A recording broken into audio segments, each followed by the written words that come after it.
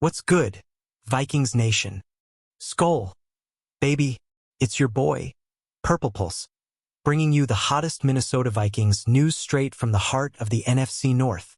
Today, we're diving into the 2025 NFL Draft and the latest roster moves that have our purple hearts racing. The draft is wrapping up in Green Bay. Yeah, I know, enemy territory, but the Vikings are making waves and we've got some juicy updates to unpack. Are we building a Super Bowl squad around J.J. McCarthy? Or is there more work to do? Let's find out. Picture this. The Vikings, coming off a 14-3 season, are at a crossroads. Last year, we took a gamble on Sam Darnold, and boy, did he deliver career numbers.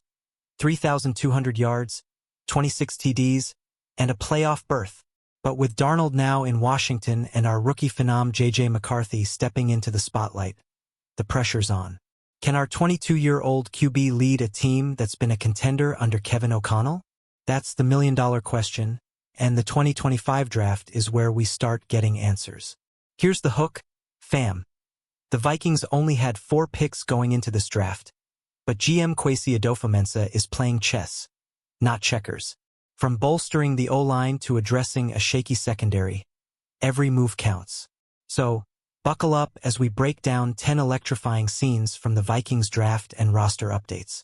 Drop a comment below. What position do you think we need to nail in this draft? Let's get into it. The Vikings kicked off the 2025 NFL Draft with a bang, selecting Ohio State's Donovan Jackson at number 24 overall.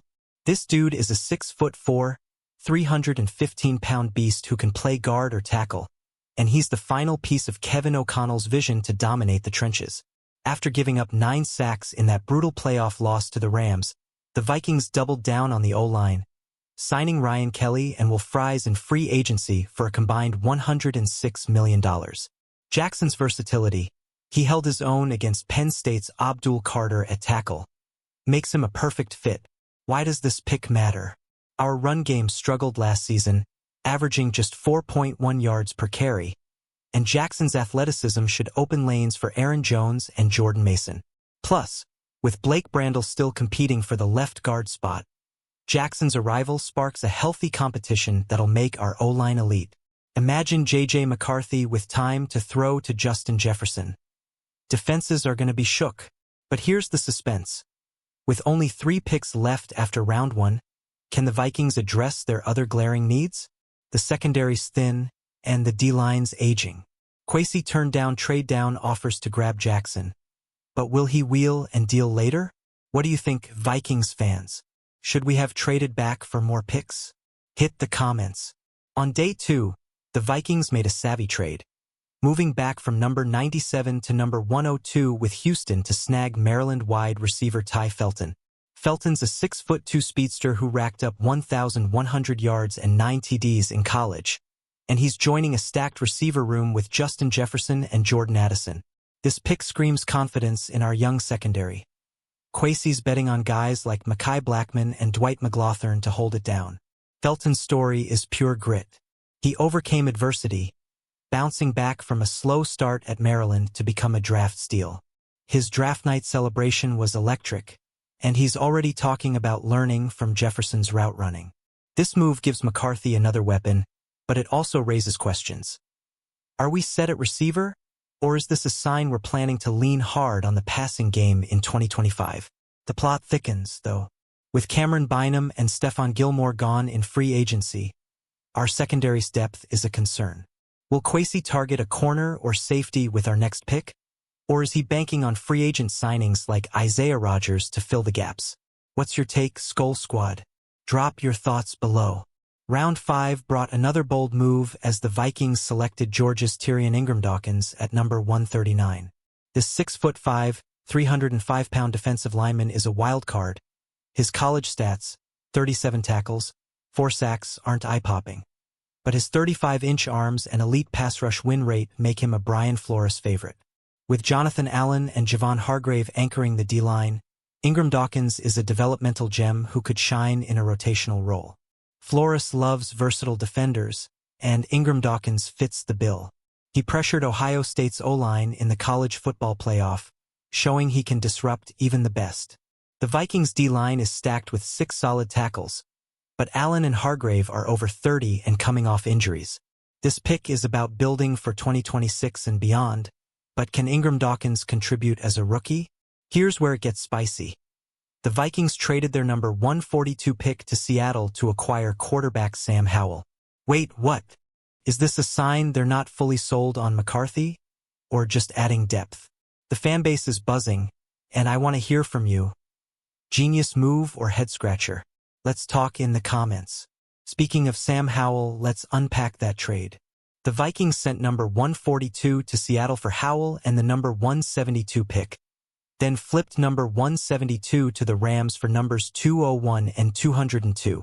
Howell, a 2022 fifth-rounder, has 4,100 career passing yards and 22 TDs, but struggled with turnovers in Washington. He's only 24, so this could be a low-risk, high-reward move to back up McCarthy. Why Howell? With Darnold, Daniel Jones, and Nick Mullins all leaving in free agency, the Vikings' QB room was down to McCarthy and Brett Rippon. Howell's dual-threat ability, he's rushed for over 500 yards in his career, fits O'Connell's system. If McCarthy's not ready, Howell could bridge the gap. But the real question is whether he'll push JJ or just hold a clipboard. The suspense is killing me. With 2 late-round picks left, will the Vikings double down on defense or grab a sleeper like a tight end or running back?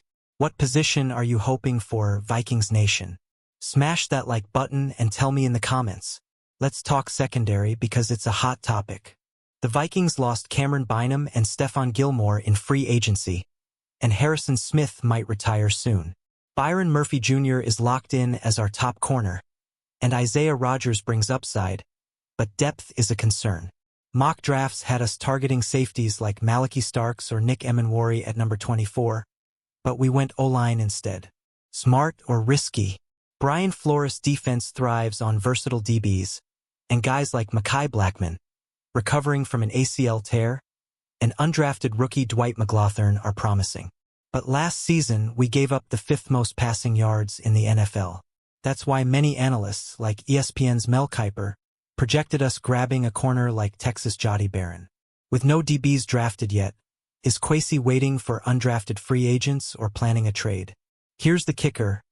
Our final picks are in round 7, numbers 201 and 202. Can we find a gem like Theo Jackson, who became a starter after being a late-round steal? What's your bold prediction for these picks, Skol fans?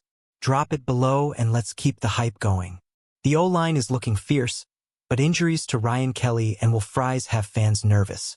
Kelly, our new center, missed 3 games last season with a knee issue, while Fries battled a concussion. Donovan Jackson's arrival helps, but some mocks, like The Athletics, had us targeting North Dakota State's Gray Zabel for even more depth. Are we set up front, or do we need another body? Christian Darrisaw's ACL recovery is another wild card. He's targeting a September return, but if he's not ready, Justin Skule steps in. Skule started 5 games for Tampa Bay last year, so we're not panicking, but a rookie like Jackson could slide to tackle if needed. The Vikings O-line allowed 47 sacks in 2024. Can this revamped unit protect McCarthy? The tension's building as we head to round 7. Will Kwesi grab a lineman for insurance, or pivot to a playmaker like SMU's Brashard Smith, who could be a kick return weapon? What's your call, Vikings Nation? Hit the comments and let's debate. Our D-line is aging, and that's a storyline to watch. Jonathan Allen and Javon Hargrave, both over 30, were monster free agent additions, combining for 14 sacks last season. But Allen's pectoral injury and Hargrave's elbow issue raise red flags. Tyrion Ingram Dawkins was a future-focused pick, but some analysts, like PFF's Mason Cameron, linked us to Mississippi's J.J. Piguet in later rounds. Flores' 3-4 scheme thrives on rotation, and we've got depth with Harrison Phillips, Jalen Redmond, and Levi Drake Rodriguez. Still, a rotational piece like Nebraska's Ty Robinson was mocked to us at number 139. With only late picks left, can we find another D-line steal? Or will undrafted free agents fill the gap? The clock's ticking, and I'm hyped to see what Kwesi pulls off. What do you think, Skol Squad? Is our D-line set, or should we prioritize youth in round 7? Smash that like button and share your thoughts below. Let's zoom out for a sec. The NFC North is a battlefield. The Lions are reloading after their playoff collapse. The Packers are banking on Jordan Love's health, and the Bears have a new coach for Caleb Williams. The Vikings, with a 14-3 record and a top 10 offense, are right in the mix. But with McCarthy's inexperience and a thin secondary, can we keep pace in 2025? Kevin O'Connell's 34-17 record over 3 seasons proves he's a wizard, but the pressure's on to sustain that success. J.J. McCarthy's got elite weapons: Jefferson, Addison, Felton, and T.J. Hawkinson, but he's thrown just 12 NFL passes. The draft and free agency have set us up well, but the margin for error is razor thin in this division. Here's the big question. Are we a Super Bowl contender or a wild card team at best? Drop your predictions in the comments, and let's see who's got the boldest take. Round 7 is where legends are born, and the Vikings are sitting on picks 201 and 202. Mock drafts suggest we could target a sleeper like Louisville QB Tyler Shaw, who's got 4,000 college passing yards and dual-threat ability. Or maybe we go for a special teams ace like Washington State's Kyle Williams, a 5'11" receiver with 4.4 speed. The possibilities are endless, and Kwesi's got a knack for finding gems. Historically, the Vikings have struck gold late. Think Eric Kendricks in round 5 or Theo Jackson in round 6. With needs at safety, corner, or even tight end, these picks could be game changers. Imagine a guy like SMU's Brashard Smith returning kicks and spelling Aaron Jones. Electric, but will Kwesi play it safe or swing for the fences? The draft's almost over, and I'm on the edge of my seat. What's your dream pick for round 7, Vikings Nation? Hit the comments and let's manifest some purple magic. As the 2025 NFL Draft wraps up, the Vikings are walking away with Donovan Jackson, Ty Felton, Tyrion Ingram-Dawkins, Sam Howell, and whatever round 7 brings. This roster's loaded with talent: Jefferson, Hawkinson, Aaron Jones, and a revamped O-line. But questions linger. Can McCarthy handle the NFC North's heat? Will our secondary hold up? And what about those undrafted free agents Kwesi's surely eyeing? The journey's just beginning, Skol Nation. The Vikings are built for now and the future, but we need your energy to push us to the top. Subscribe to the channel, smash that like button, and drop a comment with your MVP from this draft class. Share this video with every Vikings fan you know. Let's make US Bank Stadium shake in 2025. Skol Vikings. Let's chase that Super Bowl together. Until next time, keep the purple pride alive, and I'll see you in the comments. Peace out.